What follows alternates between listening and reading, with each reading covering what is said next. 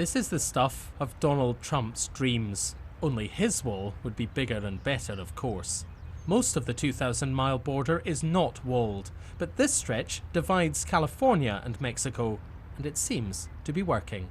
It's like water. They're going to take the path of least resistance, and right now there's a lot of resistance out here. You've got the barriers, you've got the manpower, you have the technology. Sean Moran has been patrolling here for 2 decades. He's a union man, and his union of 17,000 border agents has come out for Trump.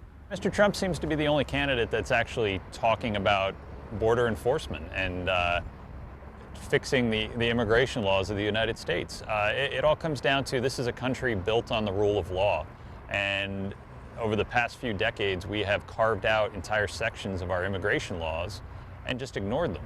On the other side of the border, they're not quite so keen. It's an ugly message, but you do get the point.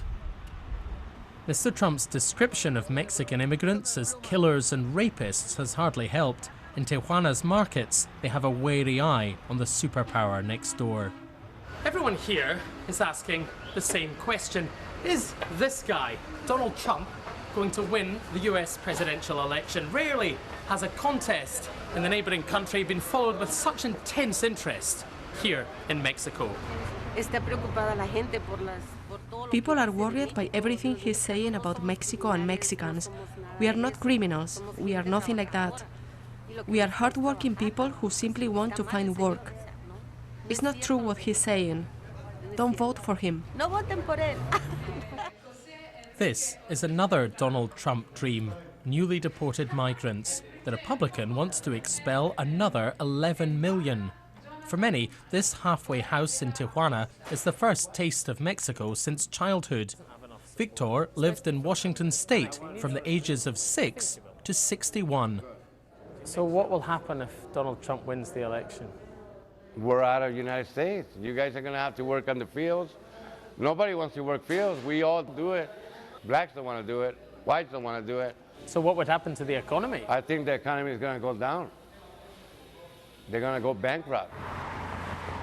As for the wall, Donald Trump says he would force Mexico to pay for it by stopping Mexicans in the US sending money home. Dream on, says the country's former president. Is Trump going to steal that money? Take it away from them, as he's saying? How can any human being think like that? It's incredible. So it will not happen. Forget it. We're not going to pay for that wall.